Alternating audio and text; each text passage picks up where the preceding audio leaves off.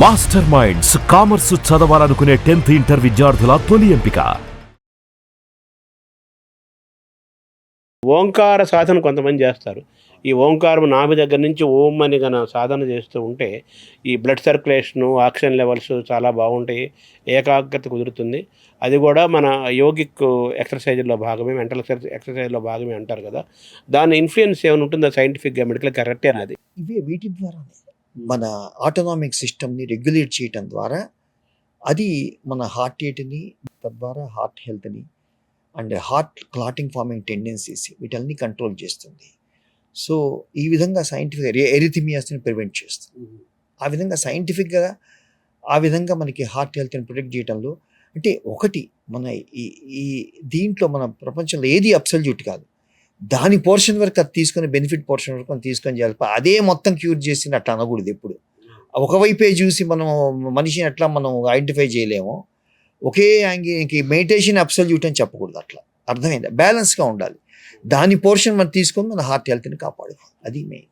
అంటే హార్ట్ హెల్త్ని కాపాడటంలో మన లైఫ్ స్టైల్లో భాగంగా ఆహార నియమాలతో పాటు మనసును కంట్రోల్ చేసుకోవటము, శ్వాసని కంట్రోల్ చేసుకోవటము, దీనికి యోగా ఉపయోగపడుతుంది. మీరు చెప్పినట్టుగా ధ్యానము, ప్రాణాయామము, ఓంకార సాధన ఉపయోగపడుతుంది. బట్ ఇప్పుడు ఇదంతా mental health. So mental health leads to physical health అంటుంటారు కదా. Either health or ill health. So mental health drive చేసుకోవడం చాలా ఇంపార్టెంట్ గుండె ఆరోగ్యాన్ని కాపాడుకోవడంలో. ఈ స్పిరిచువల్ థింకింగ్ కూడా, అది కూడా మనకు ఉపయోగపడుతుందా హెల్త్కి? ఇది ఇండికేట్స్ అ పాజిటివ్ యాటిట్యూడ్. స్పిరిచువల్గా ఉన్న వాళ్ళకి, అది లేని వాళ్ళకి ఏంటంటే పాజిటివ్ యాటిట్యూడ్ ఎక్కువ డెవలప్ అవుతుంది. ఆ పాజిటివ్ యాటిట్యూడ్ హార్ట్ హెల్త్కి చాలా ఉపయోగపడి, ముఖ్యంగా కొన్ని ఎరిథిమియాస్ అనేది మెంటల్ హెల్త్కి రిలేటెడ్గా ఉంది. Especially sudden cardiac death, QT prolongation medical భాషలో అంటారు అన్నమాట. అవేంటంటే ఈ ఉడు అనే ట్రైబ్లో డిస్క్రైబ్ చేశారు. ఆ ట్రైబ్స్ వాళ్ళు ఎప్పుడైతే డిప్రెషన్కి లోనయ్యారో, మనిషి ఏంటంటే సోషల్ యానిమల్, అందువల్ల ఏంటంటే ట్రైబ్ నుంచి దూరంగా వెళ్ళిపోతారు. ఇనీషియల్ మన ట్రైబ్స్ డెవలప్ అయిన తర్వాత కల్చర్ డెవలప్ అయ్యి మనం సొసైటీ ఫామ్ చేసుకున్నాం. ప్రిమిటివ్ మనిషి నుంచి ఆధునిక మానవుడిగా మన ఎవల్యూషన్లో. సో అందువల్ల ఏంటంటే మానసికమైన వీటికి ఏంటంటే ఈ ప్రాణాయామం దీన్ని చేసుకొని కనుక మెడిటేషన్ ద్వారా మానసికమైన హెల్త్ ఇచ్చేస్తే ఈ టైప్ ఆఫ్ ఈ సడన్ డెత్స్ కూడా మనం ప్రివెంట్ చేయడానికి ఉపయోగపడుతుంది అన్నమాట. అది ఆ విధంగా.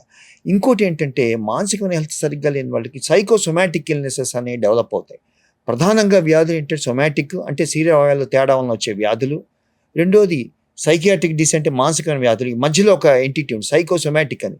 మనిషి తీవ్రమైన ఆవేదన ఏదైనా కాన్షియస్ ఆర్ సబ్ కాన్షియస్ లెవెల్లో ఎక్స్పోజ్ అయినప్పుడు వాళ్ళకి అవుట్లెట్ అనేది కొంతమందికి ఏంటి వాళ్ళ శరీరతత్వాన్ని బట్టి కొంతమందికి గుండె దడ వచ్చేసేసి, చెస్ట్ పెయిన్ వచ్చేసి, హార్ట్ ప్రాబ్లం ఉన్నట్టుగా భ్రమిస్తారు. కొంతమందికి వణుకు ఇది వచ్చేసి నరాల ప్రాబ్లంగా ఉంటాయి. కొంతమందికి ఏంటంటే అర్జెంటుగా పరిగెత్తాల్సి వచ్చి విరోచనాలకు వెళ్ళినట్టుకి gut health, irritable bowel syndrome అంటారు దాన్ని. కొంతమందికి కడుపులో మంట వచ్చేసి పెప్టిక్ అల్సర్స్ సైకోమెట్రిక్ ఇల్నెస్లో. కొంతమంది పొడి దగ్గులా వచ్చేసేసి అదేది ఎలర్జిక్ కాఫా మన ఇన్ఫెక్షన్ ఉన్నట్టుగా మిమిక్ చేస్తుంటారు. సో ఇన్ని యొక్క మేనిఫెస్టేషన్ సైకోసొమాటిక్ ఇల్నెస్ ఉన్నాయి కాబట్టి సో మానసికమైన హెల్త్ కూడా చాలా ఇంపార్టెంట్. అంటే ఈ స్పిరిచువాలిటీ, సంగీతము, కళలు ఇటువంటివి కొన్ని ఉన్నాయి కదా మనకు, అవి కూడా ఆరోగ్యాన్ని ఇస్తాయి. అంటే ఆరోగ్యాన్ని దోహదపరుస్తాయి. ప్రమోషన్లు ఆరోగ్యాన్ని ఇవ్వమని అనగానే మానసికంగా మనిషి ఉల్లాసంగా, ఉత్సాహంగా ఉంటే సంతోషం సగం బలం ఉన్నారు కదా.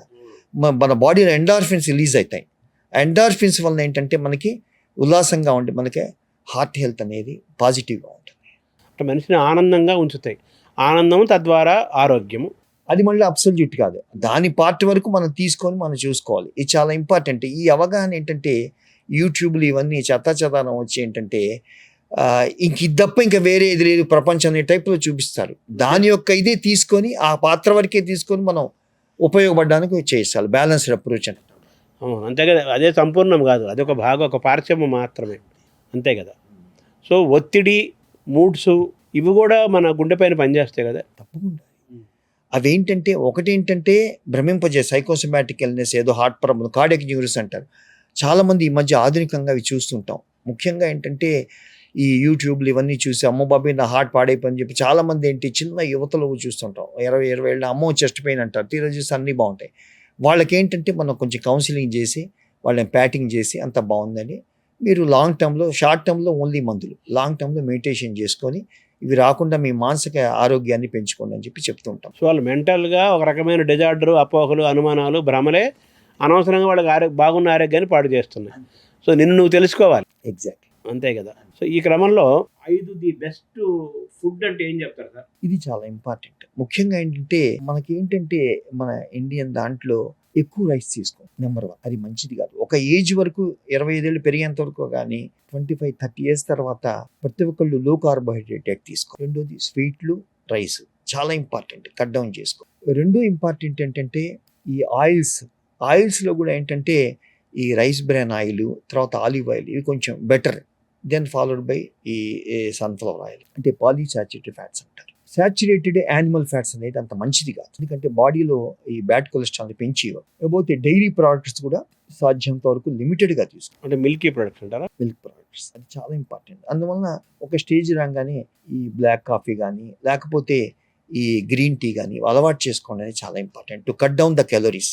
మనకి ఫర్ ఎగ్జాంపుల్ ఒక average adult person 60 to 70 kg ఉన్న వాళ్ళకి మిడిల్ ఏజ్లో 2250 kilo calories sedentary person requirements ఉంటే, మనం తీసుకునే 3 పూట్ల ఫుడ్, బ్రేక్ఫాస్ట్ కానీ లంచ్ కానీ డిన్నర్ కానీ హై కార్బోహైడ్రేట్ డైట్ కానీ తీసుకుంటే ఆల్మోస్ట్ 15-20 వేల కిలో క్యాలరీస్ తీసుకుంటాం. దాంతో మనకేమవుతుంది, డిజర్ట్స్ అని అవని ఇవని అవి ఎప్పుడైతే తీసుకున్నామో ఆ ఎక్స్ట్రాదంతా ఏంటంటే మనకి షుగర్స్ పెంచడానికి, ఫ్యాట్గా అక్యూములేట్ అవడానికి మారిపోతాయి. దాంతో వెయిట్ గెయిన్ ఒక స్టేజ్ అయిన తర్వాత. పెరిగే వయసులో అయితే మనకి రిక్వైర్మెంట్స్ ఉంటాయి కాబట్టి ఈ వెగరస్ వాటిల్లో ఈ పరిగెత్త వీటన్నిటిలో అంటే మనకి సరిపోతుంది. సెకండరీ గ్రోత్ వస్తుంది. 30 years తర్వాత మన హార్జాంటల్ పెరగటం, బొజ్జలు పెరగటం, ఇవన్నీ టైట్స్ పెరగటం ఇవంటారు. సో ఇది మంచిది కాదు. ఎప్పుడైతే నువ్వు ఐడెంటిఫై చేసావు వెయిట్ న్యూట్రల్ పదార్థాలు తీసుకోవాలి. ఎస్పెషల్లీ ఇవన్నీ ఒకటి ఈ డెల్టీరియస్ ఫుడ్స్. లేకపోతే హార్ట్ హెల్దీ డైట్ ఏంటంటే మనం ఏంటంటే breakfast vegetable salads or limited calories ఉన్న తీసుకోవడం, ఇడ్లీ కానీ వాట్ ఎవర్ ద థింగ్ తీసుకోవడం అనేది చాలా ఇంపార్టెంట్. అంటే మధ్యాహ్న లంచ్లో 50% పోర్షన్ వెజిటబుల్ సలాడ్స్, ఫ్రూట్ సలాడ్స్కి కేటాయించాలి. సో రిమైనింగ్ 50% ఆటోమేటిక్ తక్కువ తీసుకుంటారు కార్బోహైడ్రేట్, వేపుళ్ళు కానీ కార్బోహైడ్రేట్స్ కానీ. అట్లానే నైట్ డిన్నర్ కూడా ఎర్లీ డిన్నర్ చేసుకొని 7-7:30కి నైట్ నుంచి ఆల్మోస్ట్ మార్నింగ్ వరకు ఇంటర్మీడియట్ ఫాస్టింగ్ ఉపయోగపడుతుంది. అది 12 గంటలు మనం చూసుకుంటే మనకి ఆటోమేటిక్గా ఏంటంటే మనం తీసుకునే కిలో క్యాలరీస్ రిక్వైర్మెంట్స్ బట్టి ఒక డైటీషియన్ దగ్గరికి వెళ్ళి మనం ఎంత మనకి మన బాడీ వెయిట్ని బట్టి, మన యొక్క యాక్టివిటీని బట్టి ఎంత రిక్వైర్మెంట్ చూసుకొని సాధ్యంతో ఒక 500 కిలో క్యాలరీస్ తక్కువ తీసుకుంటే చాలా ఉపయోగపడుతుంది. ఫంక్షన్స్ అప్పుడు వీటప్పుడు అయితే పర్వాలేదు తీసుకోవచ్చు. ఈ విధంగా చేసుకుంటే కనుక ఇంకోటి ఏంటి, ఫ్రూట్స్ వెజిటబుల్స్ చాలా వాటి మీద ఎక్కువ ఇన్వెస్ట్ చేయాలి, కూరల మీద ఎక్కువ ఇన్వెస్ట్ చేయాలి, రైస్ మీద తక్కువ ఇన్వెస్ట్ చేయాలి. ఫ్రూట్స్ అంటే ఏ ఫ్రూట్స్ బెస్ట్? యూజువల్గా అన్ని కలర్డ్ ఫ్రూట్స్ అన్ని మంచివి. అవకాడో కొన్ని చెప్తుంటారు కదా. అవగాడో మంచిది, కానీ ఎంత కాదనుకున్నా మన మిడిల్ క్లాస్ వాళ్ళకి అవగాడో ఇవన్నీ అది కాదు.